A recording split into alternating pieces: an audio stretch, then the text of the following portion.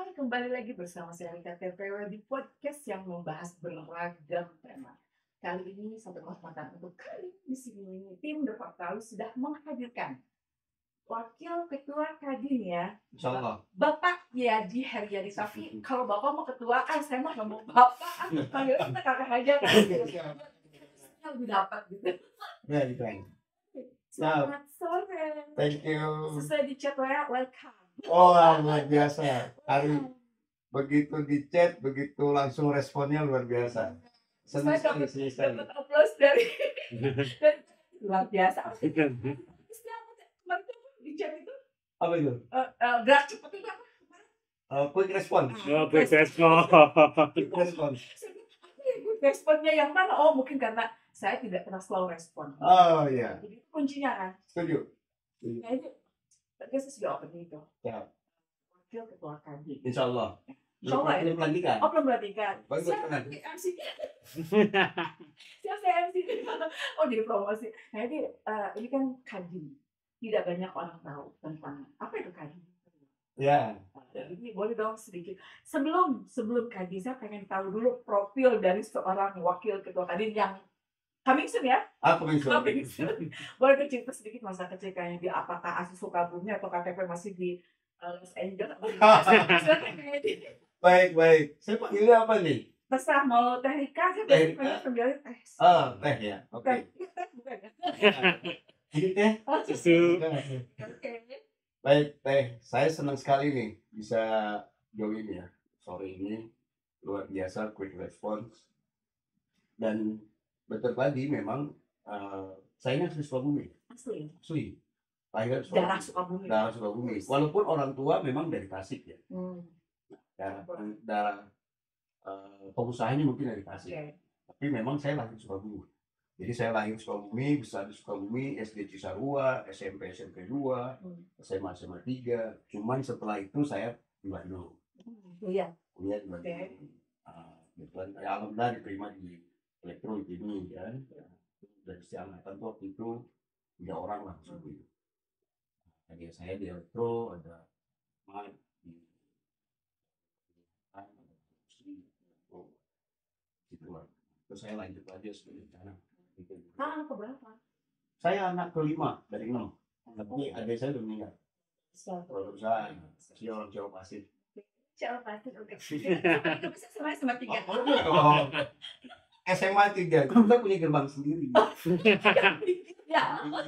Jadi moncor. Tapi dulu belum sistem zonasi ya. Belum. Jadi aman. Terus Jadi ya masa di SMA itu justru itu yang membuat kita pengen balik lagi ke kota Sukabumi. Nah, saya balik ke kota Sukabumi setelah keliling-keliling, sempat di luar juga jadi researcher, terus sempat jadi research officer lah ya di Malaysia, sempat jadi pensalah juga di PNU, terus di PNU juga jadi dosen juga pernah, terus di mana-mana lah. Memang iya, segitu banyak profilnya saya baca. Ya. Tukang memang bidangnya itu. Saya gagap bacanya. Gitu. Padahal itu sebetulnya seperti 2006. Belum. Belum ada. 2006 ke 2025 berarti masih ada 19 tahun belum saya isi. Itu belum diisi ya. Belum saya isi. Kepanjangan. Kepanjangan. Ya, jadi akhirnya setelah 2015 lah saya mungkin yang paling banyak di Sukabumi. 2015 sampai sekarang, tapi itu on off. Nah, baru sekarang ini yang cukup intens lah kalau sekarang. Nah, memang ada beberapa bisnis, betul kan memang saya bukan PNS, bukan ASN, bukan juga pegawai, jadi ya memang cari duit sendiri ya. Kenapa balik ke Sukabumi? Karena memang ya rasanya nggak fair aja gitu ya. Saya udah bangun beberapa ide baru di beberapa kota lain misalnya. Tapi kemudian saya nggak punya kontribusi apapun di Sukabumi. Ya memang nggak gampang ya. Tapi ada alasan lebih khusus sih sebetulnya. Yang menengok ibu. Semua di sini alhamdulillah. Bapak tadi udah meninggal ya. Iya, mama keluarga masih ada. Ya. Jadi ketika kita punya usaha itu memang banyak alasan gitu ya. Tapi salah satu alasan buat saya itu adalah kalau pulang ke Sukabumi, saya pengen nengok ini. Tapi keluarga kecilnya di Tangerang. Oh enggak, Oh, kalau keluarga saya banyak, keluarga di Sukabumi banyak, di mana-mana lah gitu ya. Tapi memang kalau apa yang paling pokok menurut saya, yang paling saya senang itu adalah ketika saya dekat dengan ibu. Itu asik apa gitu tuh ya. yang sebenarnya apa yang Ya karena memang inilah waktunya kita kan, itu berinteraksi gitu kan, walaupun kadang-kadang cuman sekedar doang ngeliat doang, oh ya ada gitu kan. Biasa lah orang tua gitu ya. Tapi tetap butuh perhatian kan. Kita udah sepuh ya. luar biasa ya karena ya Ya, di balik sibuknya kan tetap masih juga itu. Sambil memang do something lah di Sukabumi. do something. Do something ini tanda petiknya. Tadi kan aku sempat dengar saya memberikan ide-ide di Sukabumi. Ya. Saya harus balik. Betul. Seperti apa sih ide itu gitu? Saya pikir memang nggak cuman dari sisi kegiatan ekonomi ya, tapi juga ada sosialnya. Kemudian ada kegiatan-kegiatan yang mungkin memberikan impact untuk masyarakat gitu ya. Nah, tapi kalau kegiatan profesional, ya memang saya masuknya di Kadin ya. Jadi Kamar Dagang Indonesia untuk chapter Sukabumi. Nah, sekarang saat ini memang secara organisasi ya. Dulu saya aktif di Kadin DKI. Jadi sebelum ke sebelumnya atau di DKI. Jadi waktu kemarin acara Kadin, saya pakai baju Kadin DKI. Karena nggak punya. Bukan ya ampun. Nggak ada. Ini baru ada kartunya doang, tapi bajunya belum punya. Saya bilang, mas saya belum punya, ya udah pakai Kadin DKI Jakarta aja. Nah, akhirnya masuk dalam ikut Munas segala macam lah. Jadi secara profesional memang di situ di Kadin. Jadi sudah terikat dengan Kota Sukabumi ya untuk Kadinnya sendiri. Oh pasti. Kalau dari sisi organisasi saya udah jadi bagian dari Kota Sukabumi karena memang Kadin adalah dua, kota dan kota. Ya. Ini jadi memang sudah menjadi anggota, sudah bicara gitu juga mungkin nanti. Tapi paling tidak aktivitas sekarang udah di Sukabumi, bisnis semua Sukabumi. Bahkan kantor Jakarta aja 7 tahun saya tutup. Oh gitu. Ini untuk Sukabumi. Kantor satu-satunya di Jakarta yang tutup semenjak COVID. semenjak COVID itu langsung hijrah ke Ya, sebelum COVID. 2018 saya tutup. Kantornya masih ada. Jadi kalau ke kantor pegang debunya kira-kira tebal. Yang nggak asik apa coba? Servisnya cuma mahal. Di sini nggak ada, tau ya. Di sini nggak ada. Kan, aku menarik nih untuk Kadin. Ya. Kamar Dagang Indonesia. Mungkin tidak semua masyarakat tahu tentang Kadin. Ya. Belum familiar mungkin beberapa. Setuju. Hanya beberapa orang. Organisasi ini bergerak di bidang apa? Visi-misi seperti apa, programnya apa, apakah langsung menyentuh masyarakat atau memang hanya partner dari pemerintah? Saya tidak tahu. Silakan jawab. Ya. Itu banyak pertanyaan. Jadi kalau kita bicara di Indonesia, kalau bicara di Indonesia, Kadin ini satu-satunya yang punya undang-undang. Chambers of Indonesia. Jadi kalau presiden kemanapun berkunjung, itu pasti selalu didampingi oleh ketua Kadin. Kemanapun. Kalau keluar negeri ya, itu bicara misi dagang, commerce, itu pasti bawa ketua Kadin. Pasti ketua Kadin diajak. Itu saking pentingnya Kadin. Dan memang secara organisasi itu satu-satunya yang punya undang-undang. Gitu. Jadi fungsinya sendiri, saya bilang, manapun itu pasti dibawa. Iya. Nah, fungsinya sendiri untuk apa gitu? Ya, memang yang namanya kamar dagang kan memang untuk dagang. Oke. Gitu. Nah, isinya kan banyak macam-macam nih. Ada yang eksportir, ada macam-macam sebetulnya. Nah, organisasi ini secara global dunia memang diakui sebagai Chambers of Commerce. Jadi seluruh dunia ya, seluruh dunia itu punya Chamber of Commerce lain. Dan yang menariknya adalah tadi, misalkan Kadin Kota Sukabumi, dia bisa langsung berinteraksi dengan Chamber of Commerce di luar negeri sekalipun nggak ada masalah. Sepanjang itu berkaitan dengan dunia perdagangan, namanya dunia. Jadi concern di perdagangan ya bisnis. Ya kalau Kadin memang di di dunia bisnis itu. Iya. Tapi memang ada kegiatan sosial juga, kegiatan sosial dan sebagainya. Nah memang tidak banyak orang paham dan manfaatnya tadi itu apa. Kalau dulu mungkin, kalau sekarang mungkin agak berbeda ya. Kalau dulu tuh ketika ada Syarat mutlak ya. semacam gimana? Jadi syarat mutlak. Syarat mutlak kalau Iya. dulu. Kalau sekarang tidak memang. Nah ini yang sangat disayangkan. Tapi ya saya pikir Syarat mutlak untuk apa? Dijelaskan. kayak misalkan untuk CP dulu mah harus jadi anggota ikutan Kadin. tender dan sebagainya, Iya. supaya memang tersertifikasi dengan baik. Jadi ada legalnya itu dari Kadin. Betul. Dari Kadin. Jadi Kadin itu yang melakukan verifikasi sebetulnya. Oh ini anggota Dari CV, betul. CV Ya, ini PT mana PT gitu. ini, PT ini. Nah, kalau sekarang kan memang tidak diatur kembali. Kenapa? Nah, itu kebijakan pemerintah. Kita nggak bisa masuk ke situ ya. Nah, kalau buat saya sih dunia ini luas, bisnis ini besar, gitu kan. Nah, yang paling penting sebenarnya apa yang mau kita kerjakan. Terus kemudian bagaimana dengan networking lah ya. Betul. Nah, networking ini kemudian kita bangun gitu. Jadi kemanfaatan organisasi itu tidak dirasakan oleh masyarakat tadi. Masyarakat, kemudian pengusaha udah jelas, Ya, gitu, jelas. gitu ya. Kayak misalkan contoh lah, emak-emak entrepreneur gitu ya. Kan sekarang tuh ada aturan untuk bikin perusahaan kan mudah banget, Iya, bikin mudah. CV, bikin PT Iya, perorangan, iya. gitu kan mudah sekali. Nah, ketika masuk di Kadin sebagai anggota kan juga mudah juga. Dan disitulah dia mencari network, bahkan sampai keluar. Gitu. Jadi sangat strategis menurut secara posisi ya. Karena Chamber of Commerce itu pasti orang tuh pasti tahu, di seluruh dunia itu udah tahu gitu. Oke. Nah, untuk syarat untuk bisa menjadi bagian dari Kadin itu harus berusaha gitu. Apa kita nih notabene yang bergerak di bidang yang lain misalnya bisa bergabung? Oh boleh. Semua kayak Kadin itu anggotanya bisa asosiasi, bisa koperasi. Oh ya unit usaha lah ini. Asosiasi itu boleh juga. Yang ikut misalnya asosiasi misalnya asosiasi kontraktor itu boleh asosiasi. Jadi lebih kepada grup, bukan grup ya, grup kan? Kan? Iya, neto. Jadi, nah ini memang yang menjadi persoalan adalah bagaimana membumikan tadi fungsi dan peranan tadi. Enggak, masalahnya gini, aku selama di Sukabumi ya, banget. Sorry itu saya di kepengurusan alam, saya nggak tahu kepengurusan alam. Jangan tanya saya.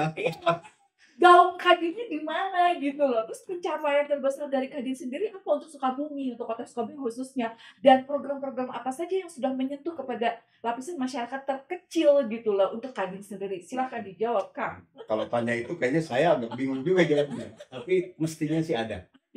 Paling tidak eksistensinya harusnya.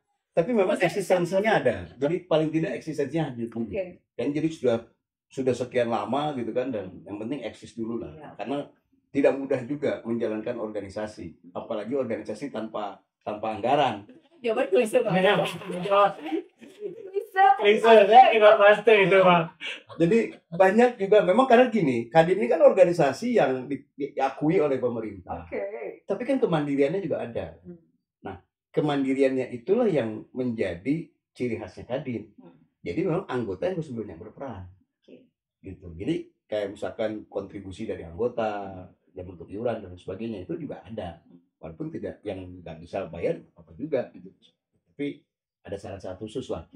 Kalau misalkan pemilihan biasanya kami itu pada bayar iuran. Karena memang tadi organisasi ini organisasi mandiri yang dibentuk dan dikembangkan oleh anggotanya demi anggota juga. Kang, biasanya ya, saya nggak pukul rata, tapi saya pukul rata sih. Biasanya yang masuk organisasi segini, tiba tiba ada endingnya, tiba-tiba menjadi naik jadi dewan, mencalonkan, gitu kan? Ada pesan sponsor. Tertarik nggak sih untuk gue sekarang ini perahu buat gue, nanti gue mau naik ini, ke situ gitu loh. Saya udah 20 berapa tahun berarti ya dari lulus kuliah itu 97, 96 sampai sekarang nggak pernah tergoda untuk masuk anggota politik. Saya punya KTA. Ke depan. Yang jelas saya nggak punya KTA. sempat tergoda untuk masuk bantuin gitu satu, tapi akhirnya saya enggak. Tapi kan sekarang lah dewa-dewa sekarang nggak usah harus berkader dulu, yang penting ada cuan masuk partai udah jadi Oh, gitu. gitu ya. Saya baru tahu tuh. Dulu ya harus kaderisasi gitu, Ya. benar yang militer baru tuh bisa jadi, karena kan digojlok dulu dari partai sendiri gitu kan. Sekarang enggak. Tapi Kadin kemarin juga bikin retreat juga tuh di Magelang. Gitu. Iya. Ada tuh eventnya tuh. Kadin Indonesia ya. Oke. Kita sih nggak ikutan, karena anak bawah. Harusnya bikin dong, bau itu Ah, kita mau nanti. Kita coba bikin lah di Sukabumi, karena ada sekapa di Sukabumi. Iya. Bisa lah. Oke, kita tunggu ya. Oke lah, itu kita kajian, kita close dulu. Siap. Saya kan mengenal kamu tuh dari situ profilnya sendiri ada sebagai CEO. Eh, Pokoknya kalau namanya CEO tuh kalau saya nonton drakor, CEO tuh keren-keren. Makanya saya diketemuan kok CEO benerannya dari drakor. Bener loh Kang. Saya kan kalau nonton di situ kan ada populer, ada apa-apa kan gitu judulnya. Terus saya cari itu nggak jauh dari CEO gitu peran utamanya. Ini apaan sih? Emang CEO sehebat ini ya? Aku bilang. Nah, ya Allah Tuhan pertemukan saya dengan CEO-nya langsung. Masya Allah. Bukan dunia maya. Padahal sebetulnya ya, CEO itu sebenarnya orang yang paling depan, yang papanasan. Paling gak ada terdepan mikirin Iya, semuanya dari mikirin semua sampai jam gitu. Oh gitu. Berarti itu orang hebat dong, Bang. Hebat kan? Ya. Relatif lah ya kalau bicara itu ya. Ya karena tadi memang saya masuk Sukabumi ini juga memang rintis ya. Rintis juga sesuatu yang bisa kita kerjakan, walaupun sebenarnya udah banyak beberapa yang sudah pernah kita kerjakan. Jadi kalau saya flashback ke masa lalu lah ya, sebelum sekarang saya bangun yang di apartemen ini, usaha yang baru, kita punya satu-satunya punya hotel sapi di Sukabumi. Hotel sapi. Yep. Sapi. Yep. Hotel sapi. Itu tahun 2015. Ada apa? Ada Nggak tahu. Nggak tahu, Nggak ya? dengar. blow up kali ya? Gak Di keluar. mana? Jadi Sukabumi. Di Di tempat yang sekarang, yang peternakan. Oke. Gitu. Jadi Hotel sapi maksudnya si sapi. Gimana sih nggak ngerti? ya tempat untuk menitipkan dan Sapi. ya. Jadi untuk bisnis Jadi itu cuma terima sewaan ya ya? sewaan. Serius? Serius. Nah itu ide begitu. Ide begitu. Jalan lah itu. Memang. Tapi Satu-satunya di Sukabumi. jadi Jadi tingkat perawatan sapi oh sendiri. iya, Oke. menarik pokoknya. Itu cuma sayangnya 2015 ditutup izinnya, dicabut sama pemerintah. Bukan jagal. Ya bukan, tapi kan memang katanya RT RW-nya berbeda, tidak boleh. Oh, ini kali apa dari Tata ruang. ya. Ya. Kata pelaksanaannya. Akhirnya lagi asik-asik di situ, ditutup sama pemerintah ya udah. Kita Padahal itu ide bagus ya, maksudnya yang langka loh. Sekolah belum ada. Belum ada. Baru saya dengar ini. Belum ada. Baru dengar hari ini gitu kan. Betul. Hotel sapi. Ya, nah sekarang kita bikin satu-satunya di kota Sukabumi, Apa tuh? apartemen. Dia, saya kan tadi ngobrol di kasur ya. Hmm. Kan. Di mana? Di mana? Ya maaf ya, maksudnya orang Sukabumi uang desa saya, bukan kita kerja sama. Cuma saya apartemen, rumah subsidi aja gitu kan. Sorry ya kan, ini karena gini, karena seorang pebisnis itu selalu melihat dari sisi yang tidak standar. Oh ya, Benar nggak sih? Autopilot pasti. Satu. Aku ini yang standar nih Kang, aku Ya. yang standar berpikiran jangan apartemen, subsidi aja. Nah, ini gimana? Ini satu terobosan yang luar biasa, makanya saya menarik sekali Kang ya. Ya. Nuhun bisa nih diberikan kesempatan langsung bicara dengan si ownernya gitu kan. Apa sih yang ada di pikiran Akang kok tiba-tiba orang mau bikin apartemen baik di Sukabumi, kita kan idenya dari mana? Panjang ya memang ceritanya. Jadi kita lihat Sukabumi ini kan sebenarnya kota yang lagi mau tumbuh gitu. Iya. Nggak tunggu-tunggu ya. Tapi nggak tumbuh-tumbuh betul kan. Jadi jangan-jangan begitu juga. Nah, banyak harapan ketika misalkan accessibility misalkan dengan adanya tol dan lain sebagainya itu kan muncul gitu ya. Ada harapan baru. Seiring berjalan waktu ya. Seiring berjalan waktu Oke. gitu. Nah, kalau kita perhatikan juga Sukabumi memang sudah mulai banyak juga tuh bisnis-bisnis kuliner dan lain Iya. sebagainya. Udah tumbuh lah. Iya. Dibanding 5 tahun yang lalu, Oh iya. itu sebetulnya Oh, different lah. Iya. Different. Brand-brand internasional pun juga ada di Sukabumi, gitu kan. Nggak kalah lah gitu Iya. ya. Nah, tetapi yang menjadi secara secara tempat lokasi itu selalu berada di pusat kota, tidak pernah melirik sedikit aja gitu, nengok kira-kira 5 agak kosong, agak pelosok 7 kilo sedikit Iya, lah dari kayak ini lah. ya kira-kira begitu lah. Sehingga ada kebaruan nggak sih di sana gitu. Nah, kota Sukabumi satu-satunya punya tempat wisata air panas ya. Iya, Tahu kan? tahu. Sumber air panas yang bisa diakses mudah banget gitu. Iya. Betul. Gak usah ke Ciater gitu loh. Iya. Ciater punya, tapi Iya. kita juga punya Iya. gitu tempat air panas. Tapi kalau kita pergi ke sana kan gimana gitu ya, mau ke sana itu Iya. apa ya? Dengan segala Dengan segala kurang lebihnya. kurang lebihnya kan gitu ya. Jadi, nah sebetulnya bukan berarti pemerintah itu tidak concern ya. Saya tahu betul kalau misalkan wali kota zaman dulu gitu ya, Pak Muslim misalkan almarhum gitu ya. Itu ketika saya ketemu dengan beliau dulu ya, beliau menawarkan itu karena kebetulan kami juga punya hotel sapi tadi itu di sana. Oke. Jadi ketika izin pemerintahnya dicabut nih 2015, saya balik lagi lapor sama wali kota, Pak, izin saya kok dicabut gitu loh, orang lagi asik-asik kok bangun kok dicabut gitu. Tapi karena RT tata ruang Iya. tadi kan bisa Mantap ya. apa udah selesai lah. Jadi kita legowo Iya, juga. oke. Nah, tapi kemudian ada ide baru. Kenapa nggak bikin hotel di sana? Saya bilang bikin hotel ya. Undul gitu. Siapa pula yang datang? Zaman dulu nggak ada istilah staycation gitu. Nggak ada istilah staycation. Sekarang tempat yang kayak begitu itu menjadi hidden gem gitu. Iya, betul. Betul. Iya dong. Itu saat sekarang kan. Zamannya memang. Zamannya sekarang gitu. Nah, ada air panas, ada tempat yang bagus dan semuanya. Saya bilang, menarik juga nih. Kita bawa konsultan lah.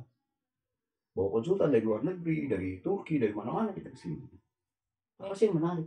Nah, akhirnya muncullah satu ide untuk bangun wilayah baru Oke. di kota Sukabumi, tidak di kota, di pelosok. Pelosok. Sebetulnya karena memang tanah terus ayah gitu kan. Tapi di kota mah bisa beli. Itu bahasa diplomatis ya, Bang. Tapi misalkan antara diplomatis dan behind the scene.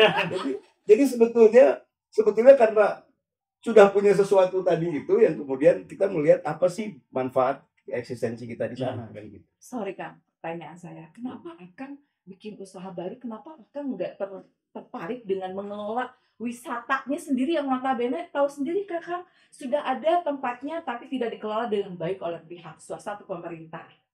Ini ada apa gitu? Enggak Kenapa? gampang. Gampang. Kenapa? Gampang. Nggak Gampang kalau menurut saya. Gampang ya? nggak gampang. Tinggal bekerja sama dengan Kalau saya bukan bidang di situ. Kalau saya tahu kan mulai. opening idea untuk Sukabumi. Saya ini sebagai masyarakat yang Serius? tetap ya yang benar haus akan tempat hiburan. Iya. Misalnya kita nggak usah jauh-jauh dari tadi kata kakak, kita nggak harus ke Garut untuk air panas saja, benar nggak? Cikundu juga ya. Andai kata ada seorang kakak seperti kakak ini yang di dunia bisnis ini, kenapa sih nggak menyentuh dari wisata sendiri? Karena banyak kakak. Itu yang bisa kita lakukan. Itu yang kita lakukan sekarang. Ya tapi kan itu yang baru, kakak bikin Oh, yang baru dengan konsep kakak sendiri. Maksud aku tuh Ngembangin yang apa? sudah ada. Oh, Oh. oke. Saya tuh kadang-kadang nggak terlalu seneng dengan kerjasama dengan pemerintah biasanya dari zaman dulu. Jadi tidak pernah ada bisnis saya berinteraksi dengan pemerintah. Kenapa? Banyak pertimbangan. Banyak pertimbangan. Birokrasinya. Bisa jadi. Banyak kokom. Sekarang udah nggak kokop lagi, sekarang udah di atas meja. Sekarang nggak meja-mejanya gitu. Iya, gini, gitu kan. Enggak lah, saya pikir nggak begitu juga. Cuman memang nature saya nggak jarang untuk mau sebetulnya ditawarkan juga dari zaman dulu gitu, untuk masuk. Cuman tadi itu ekspektasinya mungkin terlalu apa ya, belum bisa kita penuhi gitu. Karena mengambil ujung-ujungnya kan sebenarnya investasi ya. Iya. Ya. Masuk ke kota Sukabumi itu Iya, itu iya. sebetulnya. Bagaimana menarik investor masuk ke Sukabumi? Iya. Nah ini persoalan besar, bukan persoalan pemerintah saja gitu kan, tapi pemerintahan Kadin juga punya concern yang sama. Gitu kan. Jadi balik lagi tadi, ya saya sebagai individu juga nggak gampang gitu loh, nggak gampang untuk menarik investasi. Nah jadi kalau misalkan begini, untuk bangun wilayah baru ya, nah kita lihat juga misalkan ada yang Santasi dan lain sebagainya yang kemudian tiba-tiba bagus idenya di awal, tapi kemudian kena COVID. Sekarang mungkin lagi struggle juga, saya nggak tahu lah. Gitu. Iya. Nah, itu udah bagus mereka mau mulai gitu. Kita agak berbeda idenya. kita mulainya dari ekowisata. Jadi apa yang saya lakukan sekarang adalah mengemas wisata tadi dengan edukasi.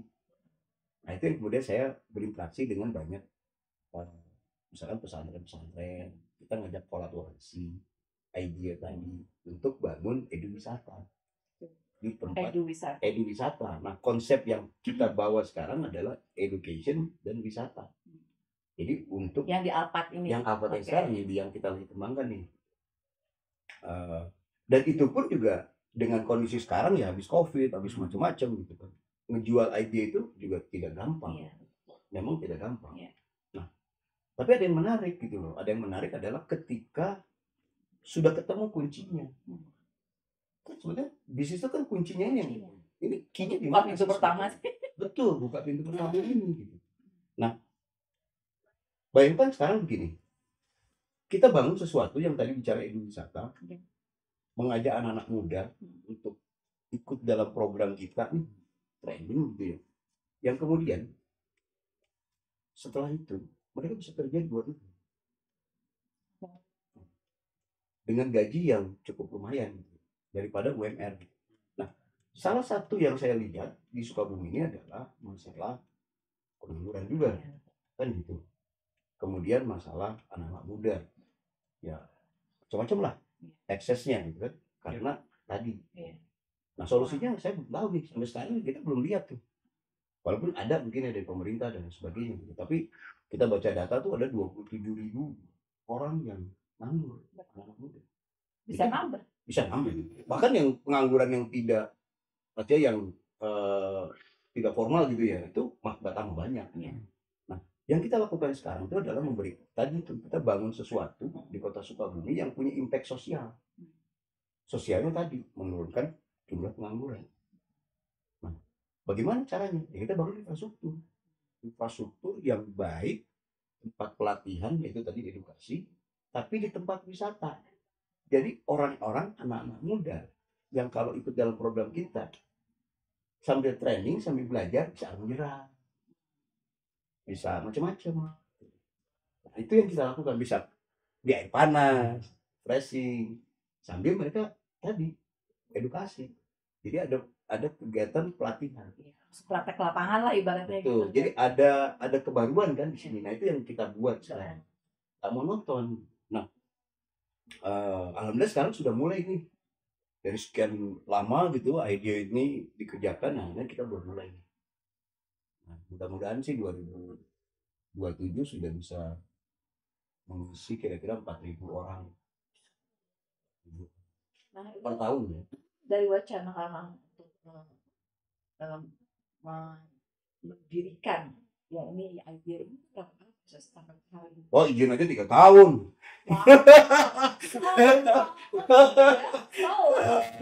Izin aja 3 tahun. Kenapa bisa dipersulit? Enggak gampang memang. Lebih mudah izin hotel ya.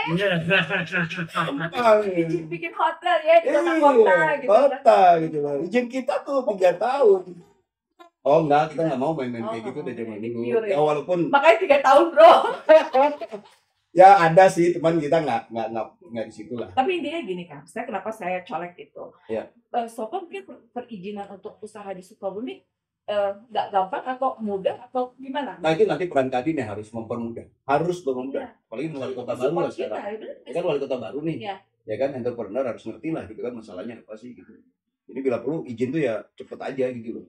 Sekali sama ini saya boleh titipin Kang, titip mungkin saya mewakili masyarakat Sukabumi kota dan kabupaten karena jarak dari batas kota dan kabupaten dekat kan, kayak misalnya Pondok Halimun itu kan jalan untuk istilahnya itu wisatanya yang benar-benar ya Allah hiburan rakyat gitu loh. Ya, betul. Maksudnya gini, kita nggak tahu dari orang di Kadin sendiri punya seseorang yang bisa mengangkat wisata Sukabumi. Maksudnya tolong di wacana ini tolong diinikan lah untuk anggota Kadin sendiri gitu loh.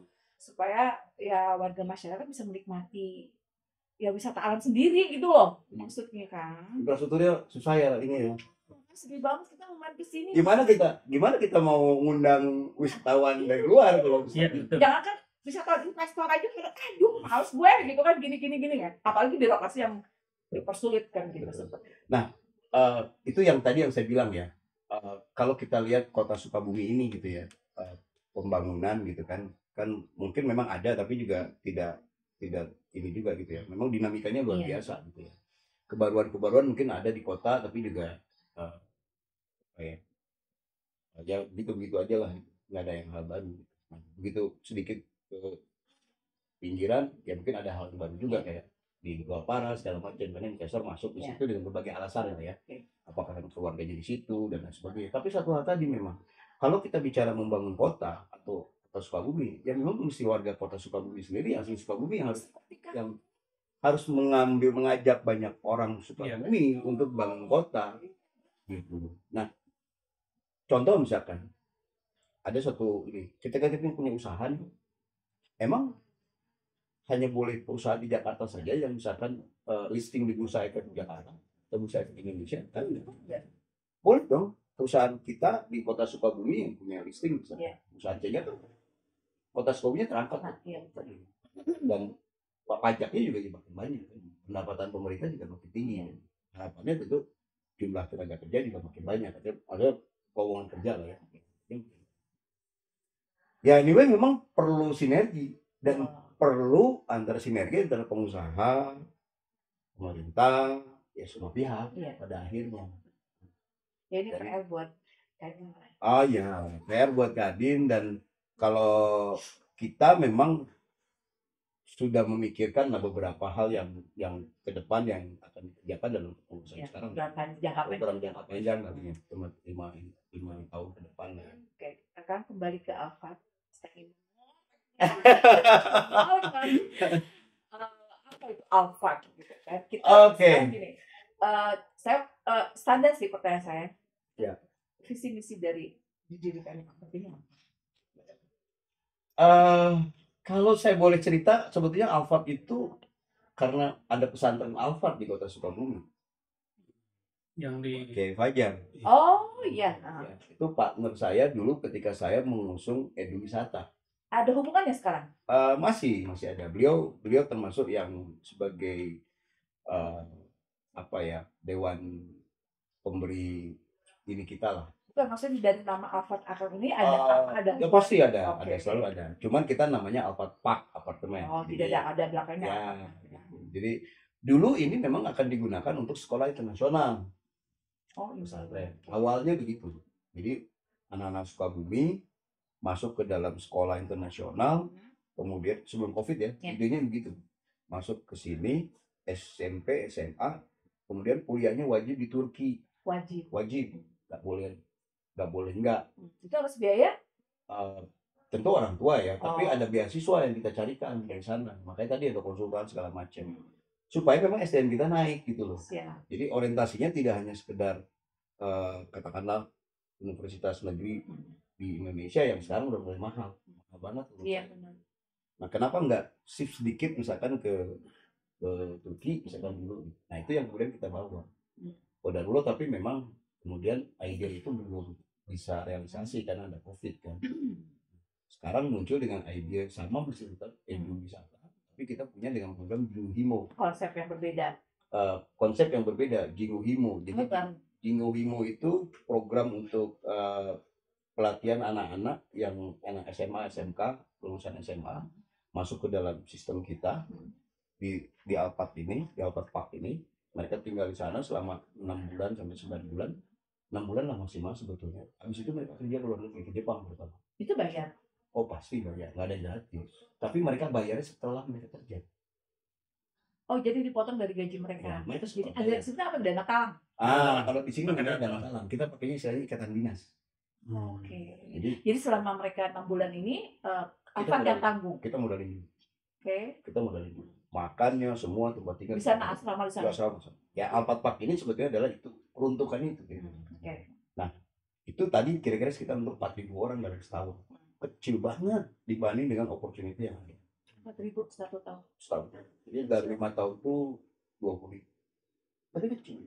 Kan kebutuhan Jepang itu dalam 5 tahun ke depan itu 7 juta orang. Itu saya bisa rapat dengan JICA. Kemudian kita ada bekas ex-direktur Toyota. Dan Jepang lagi butuh itu. Nah, dibangun berbagai bidang ya, dan itu menjadi hal yang menarik gitu. Pandangan saya itu menarik. Kenapa? Karena tadi Sukabumi punya masalah bulan 27.000 tuh 2023 kemarin kan datanya tuh jelas. Sekarang udah 2000. Mungkin sekarang 2025 mungkin udah 30.000 atau mungkin lebih lagi, kita nggak tahu nih. Kemudian kita punya bonus demografi yang makin lama makin banyak, tapi pendapatan atau lapangan kerja kan luar biasa, susah sekali. Nah, ini yang mau kita jawab. Makanya kehadiran Al-Fatah ini adalah memberikan solusi buat mereka. Itu yang paling penting. Secara sosialnya ya, bisnisnya jelas pasti ada, pasti jelas bisnis. Nah, disitulah kita kemudian ketika bisnisnya ada, impact sosialnya ada, kita cari investor. Tentu investor yang pertama adalah orang-orang yang dari Sukabumi dulu dong. Anda beli apartemen nih, 1 unit, di situ kita sewain ke mereka, tapi bayarnya mereka setelah kerja. Tapi ya ada sistem mekanisme lah, di mana si investor itu 5 tahun balik modal, kira-kira begitu. Nah di satu sisi tadi impact sosialnya jelas ada. Orang yang tidak punya kesempatan untuk bekerja, tiba-tiba dia bisa bekerja keluar, kemudian dia bisa nyicil, bisa nabung, bisa bayar orang tua, sih segala macam. Sorry Kang, yang masuk asrama itu, apakah mereka dijamin akan langsung bekerja dari keluarga 6 bulan ini? Karantina lah ya, anggaplah asrama ya. Itu dijamin bisa bekerja? Harus, 5% target kita yang tidak performing kira-kira cuma 5%. Kan bisa macam-macam, karena dia sakit, dalam masa jadi bukan karena ya, target dari Alphard sendiri ya. Karena dari awal kita sudah lakukan screening juga ya, psikotes, kesehatan, macam-macam. Oh, jadi syaratnya pasti enggak ada syarat khusus, syarat yang harus diikuti ya. Tapi kita terbuka untuk semua anak-anak muda. Saat ini belum dibuka kan?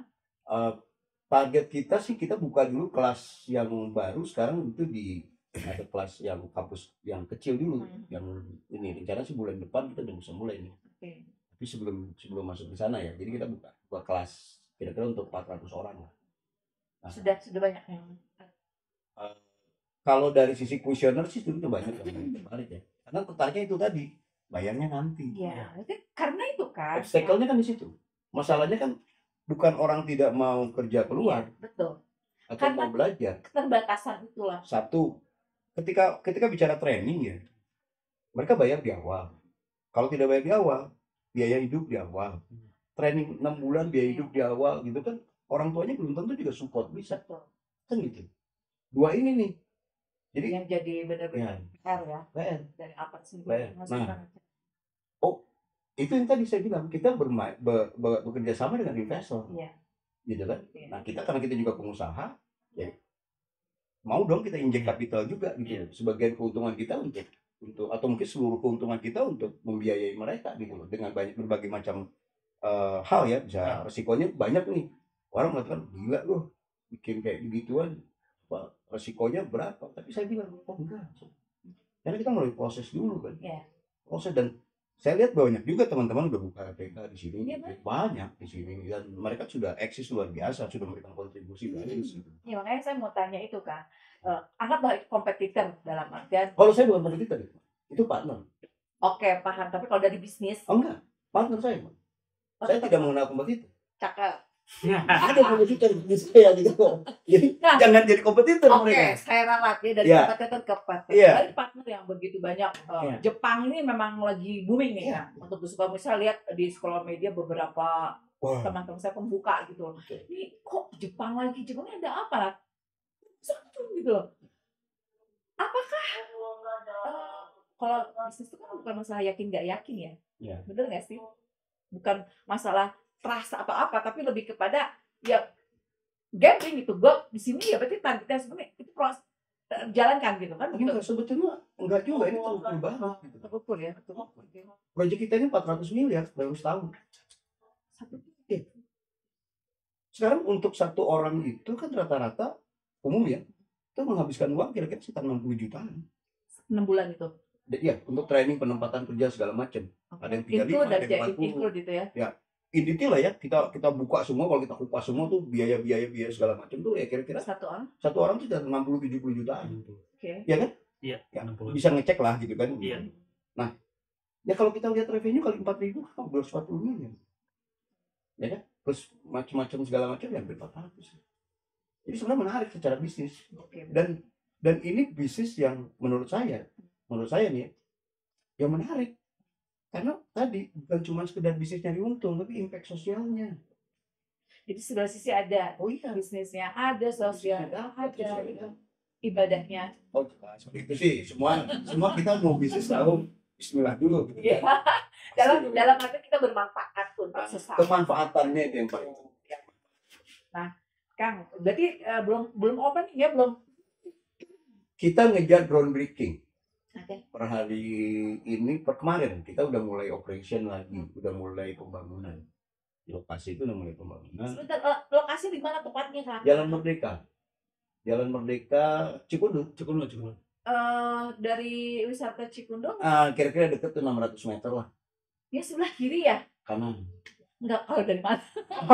Iya. Kiri kanannya dari mana nih? Kalau saya kiri itu berarti dari Cipanengah, dari Baros. Pelabuhan 2. Oh, Pelabuhan 2 kanan. Tempat kita kanan, nempel dengan ini sejajar itu.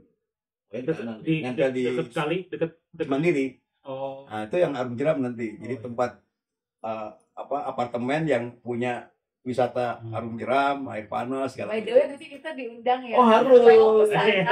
Vlog Vlog ya. Harus. Makanya habis ini after ini harus vlog. nggak bisa kayak ayam. Kalau ini apa konsepnya sempat di oke, teorinya di sini nanti Iya. actionnya kita di sini. Harus.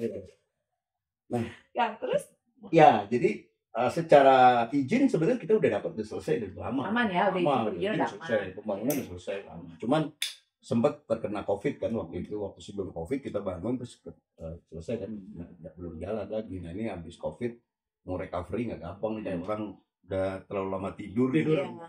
Tapi kalau kita bisa meyakinkan investor masuk di Sukabumi. Mudah-mudahan dengan cash ini kita berharap banyak investor yang masuk juga di Sukabumi gitu.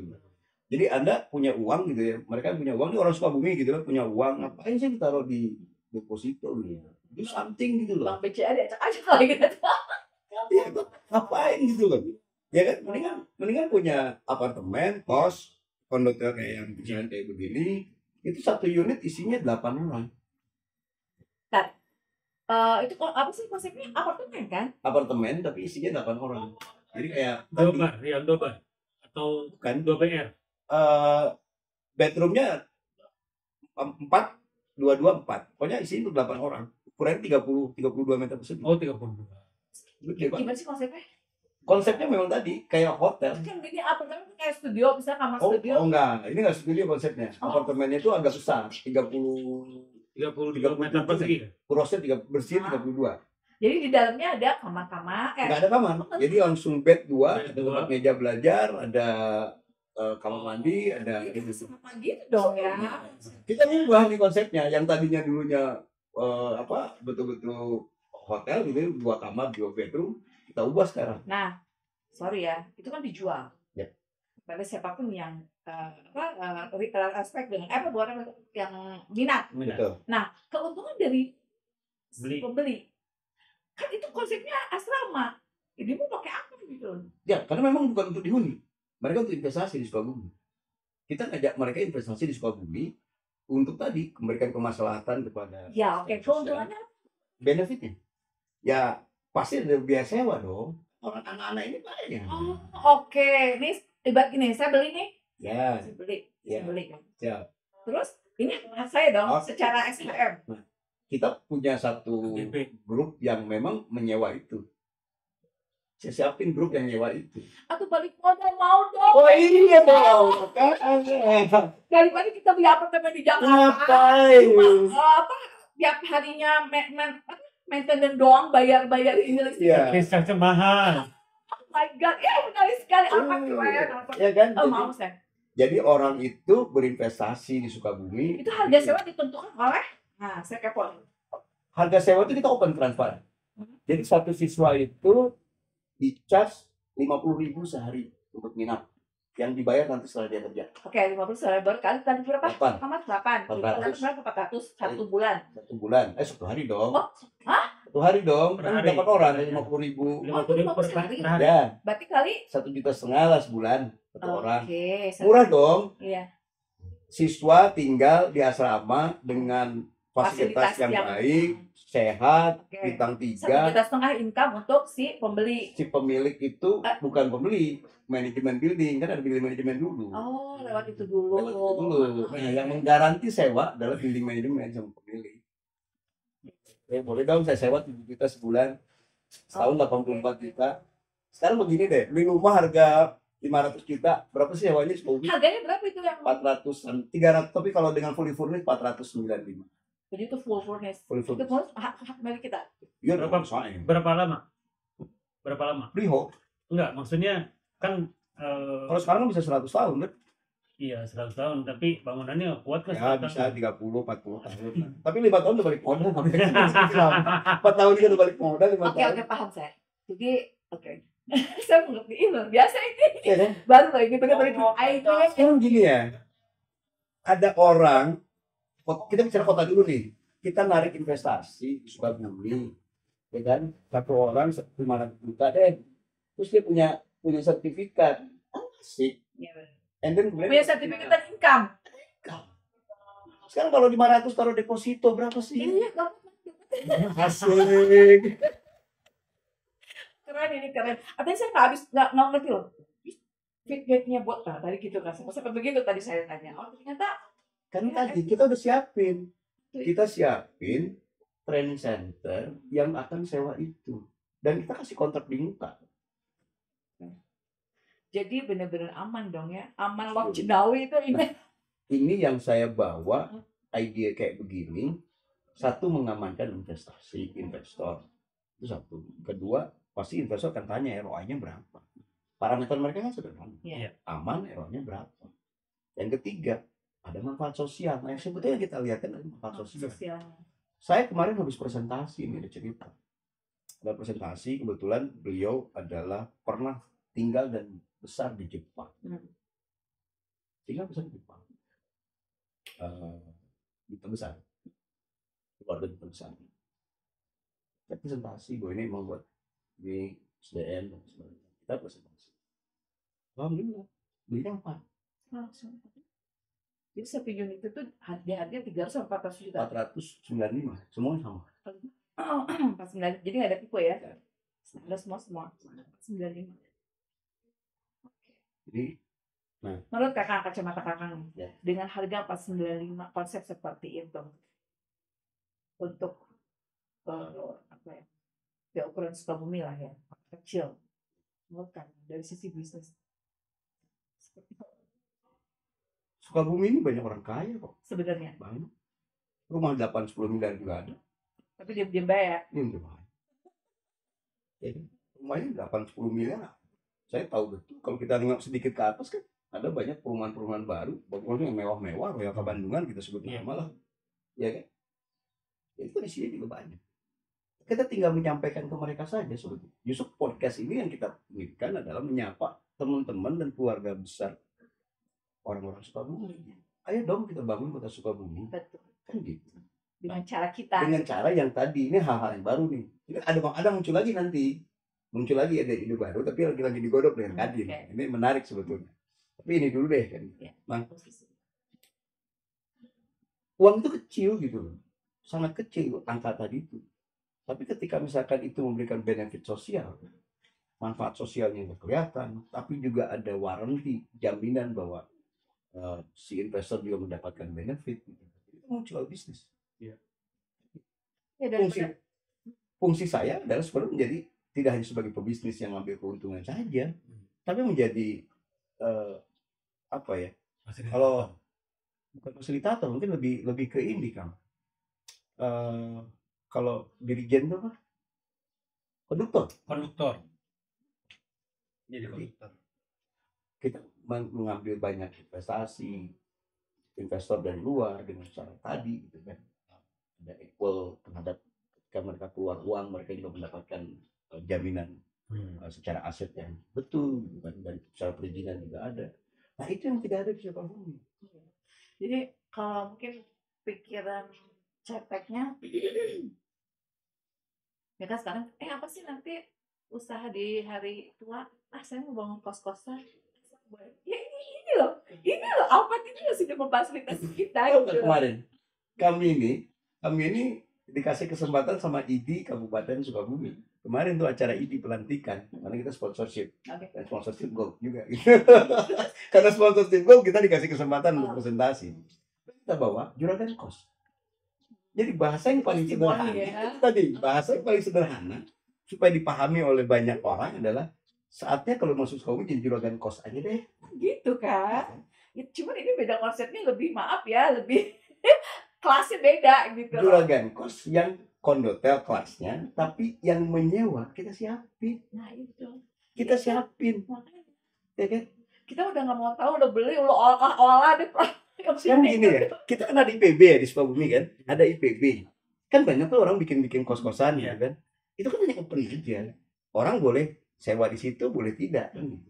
Nah kalau ini kan kami punya training center yang ikat. paksa orang tuh tinggal di sini. Iya. Suka nggak suka, mau Suka nggak suka, mau, kalau nggak masuk suka ya sini. udah nggak apa-apa. Oke. Keren nih. Ya kan? Keren. Nah, dari situlah memang kita berharap ada kebaruan dan ada orang-orang yang bisa kita tadi berikan kesempatan. Kalau saya jadi pengusaha, mikirnya kan sederhana jadinya. Oh, saya untung doang deh, saya ngambil untung jual segini selesai. Kita enggak itu. Kita mungkin akan bukan mungkin lagi, memang harus mengalokasikan anggaran untuk membiayai anak-anak ini. Itu yang aku respect kan. Maksudnya Harus gitu. benar kata sampai hari ini ya kan banyak kenakalan kayak dia mobil sebagai itu karena apa gitu kan, penyebabnya kita udah tahu nih, jelas mereka pengangguran, jelas mereka yang kurang Beruntung. nah itu dan sebagainya. Nah, dengan wadah ini sungguh luar biasa. Ini harusnya pemerintah mengapresiasi Alphard Park ini nih ya, untuk ide yang luar biasanya, selain dari sisi bisnis tapi dari sisi manusiawinya dan memperbaiki SDM kita. Ya, kalau bicara soal pemerintah, saya sudah ketemu dengan Pak Wakil.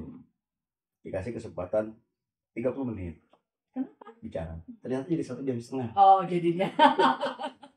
Jadi diskusinya jadi menarik kan gitu. Jadi memang kemudian saya ketemu dengan Pak Wali juga.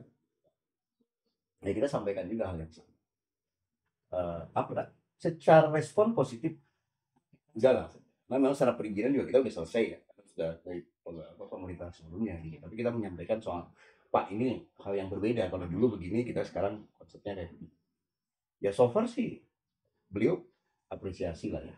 Sudah memberikan apresiasi dan atensi juga. Yang mudah-mudahan nanti pada saat groundbreaking, nah ini Teteh harus hadir. Oh iya, sebagai MP.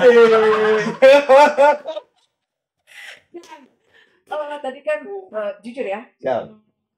nggak tahu nih, aku tuh kalau ngomong bahas sisi sosial atau manusia selalu tergerak hati tuh, jadi suka sedih duluan gitu loh. Padahal maksudnya gini, saya nggak bisa berbuat gitu loh, karena misalnya terbatasan saya gitu. Nah, sekarang ada figur seperti kakak Sukabumi yang aduh luar biasa ya. Ada kakaknya di lain di Sukabumi, betapa hebatnya di Sukabumi gitu loh.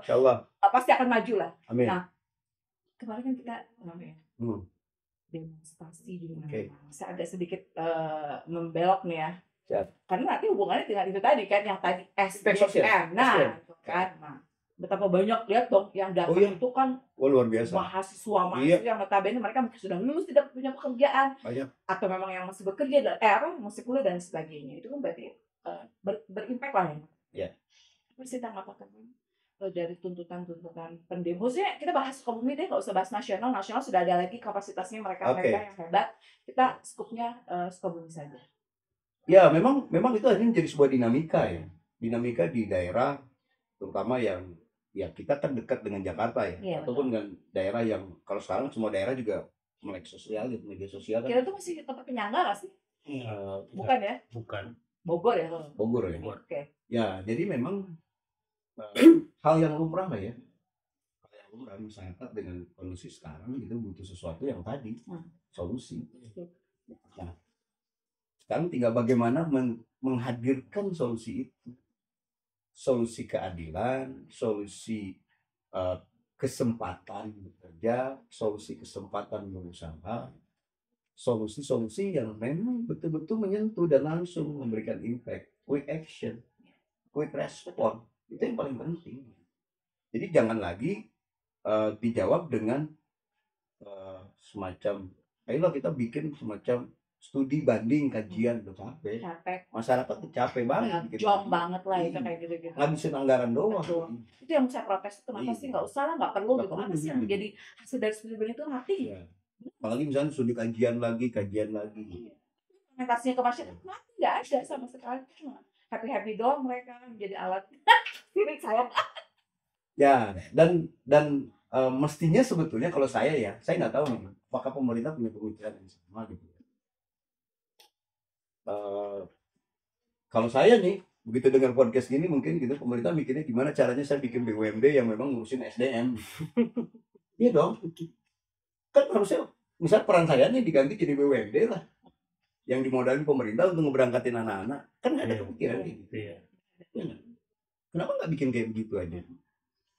Mumpung di Indonesia belum ada kalau saya lihat. Supaya ketika misalkan pemerintah memberikan katakanlah support untuk masyarakat, untuk anak-anak yang mau training ataupun berangkat kerja gitu, itu jelas gitu. Dan memang bisnis juga gitu. Loh, saya kan kalau nggak ada bisnisnya kan juga ngapain gitu, nggak menarik. Tapi ini kan sesuatu yang bisnisnya tuh real gitu. Bisnisnya real gitu. Misalnya kalau bahasa Sundanya ke hati ya kan? Ke hati, sangat, sangat sekali. Jadi itu yang saya pikir ke depan mungkin ya kembali lagi tadi memang akhirnya pemerintah butuh partner yang baik, dan partner yang baik dalam hal ini ya tadi. Bicara partner nih, tadi kan aku bilang kompetitor, kan enggak, itu partner saya, bukan kami. Bicara partner kan, dari sekian banyak partner yang berjuang di Sukabumi, apa sih yang menjadi kelebihan Alfa di antara partner-partner apa? Kita kasih solusi. Dana talang enggak loh. Bisa, memang betul. Apa menjadi kelebihan dari Alfa Pak? Dana talang ini kan dengan term and condition yang sangat rigid yang saya temui. Jadi tidak fleksibel dan tidak actionnya tidak cepat. Dana talang itu setelah anak itu bayar dulu untuk ikut training. Semua dana talang begitu. Bayar dulu. Anda mau berangkat ke Jepang, boleh ikut training dulu bayar 6 juta. Atau bayar something X rupiah. Kalau di Alfa tidak. Gitu. Namanya kita balik dengan dana talang tadi kita sebut sebagai ketandingan. Nah, mereka partnership. Nah sekarang kita buka untuk penempatan keluar. Orang teman-teman anak-anak adik-adik yang lain misalkan yang anak-anak didik dari LPDP yang memang mau bekerja ke Jepang sepanjang syaratnya ada, kita bisa salurkan. Kita bisa ke Jepang tujuan. Sementara kita fokus ke Jepang karena tidak mudah ya, tidak mudah untuk membuat ini. Maka untuk perekrutan sendiri udah seberapa jauh untuk sosialisasi dari Alfa-Pak? Kalau Alfa-Pak itu kita tidak masuk ke dunia itu karena kita lebih ke fokus ke infrastrukturnya. Kita punya satu entitas yang menarik nih sebetulnya. Tahu nggak istilah Sukabumi ini? Kota Sukabumi ini terkenal dengan nama apa selain nama kota Sukabumi? Kota Sukabumi sejuta cerita. Yang kaitannya dengan Priangan. Nggak pernah. Sini loh. Bandung kan Priangan. Iya. Priangan kan? Iya kan. Sukabumi apa? Nggak tahu. Saya sendiri nggak tahu apa. Tasik. Kalau Tasik itu terkenal dengan East Priangan. Priangan Timur. Priangan Timur. Sukabumi. West Priangan. Priangan. Dan Sukabumi sudah terkenal dengan Parel West Priangan. Mutiara di barat Priangan. Mutiara. Sukabumi itu mutiara. Gak ada yang tahu kan? Gak ada yang tahu kan? Iya. Sukabumi itu mutiara dari di Priangan Barat. Itu dari zaman dulu ada namanya. Terus ada ya. Nah, nama itu sekarang muncul di sini. PT Parel West Priangan. PT Sukabumi ini. Kita bikin itu. Oh itu jadi silsilahnya dari situ. Iya. Luar biasa. Jadi yang kayak gini nih yang kita mesti apa ya, eksplor gitu loh. Oke. Bahwa Sukabumi ini punya sesuatu yang menarik lah, bisa kita lakukan. Dan kalau ini terjadi, insya Allah dengan edu wisata konsep ini yang tadi 4 ini menjadi yang terbesar di Jawa Barat ya. Insya Allah Jawa Barat. Bahkan Indonesia mungkin baru 1 juga.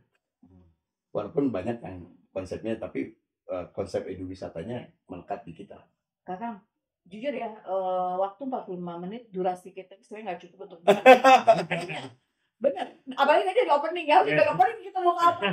Nggak bujuk dong gitu. Jadi mungkin harus ada continue episode selanjutnya kan, Pasti. membahas seluk beluk apa sampai sedalam-dalamnya. Saya pengen tahu kayak kuliti itu apa. Apalagi tadi muncul apa tadi PT para West Priangan itu, aduh luar biasa ya Kakang, begitu apa ya, bukan mencintai apa sih, begitu ininya ke Sukabumi. Oh iya, nama perusahaan sendiri aja sampai memakai nama silsilah Sukabumi. Yang orang notabene gak ada yang tahu kayaknya, dari 99,9% hanya sekarang.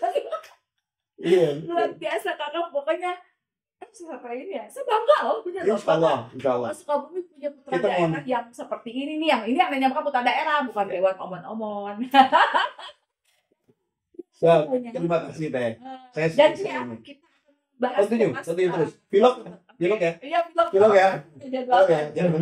Doakan ya guys, nanti lihat tonton. Vlognya nanti mulai dari pembangunan sekarang sampai nanti berdiri. Iya. Iya dong. Iya betul. Jadi ada rangkaiannya sekuensinya panjang.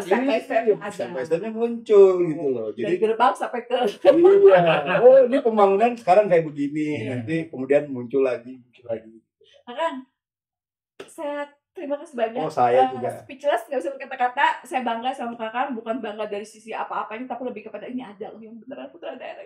Terima kasih. Tapi kita butuh dukungan semua pihak. Itu dia, makanya kan saya tadi tanya apresiasi dari pemerintah seperti apa, ya kan, respon dari leluhur-leluhur atau para inohong-inohong Sukabumi juga harus istilah melihat potensi yang ada di Terima kasih Pak ini. Gitu. Amin. Apalagi Pak Pak Kiai itu luar biasa, itu saya pernah mengenal beliau juga gitu. Ya kan, terima kasih sudah. Sama-sama Teh. Terima kasih. Masih tambahin dulu ini dia udah begini terus.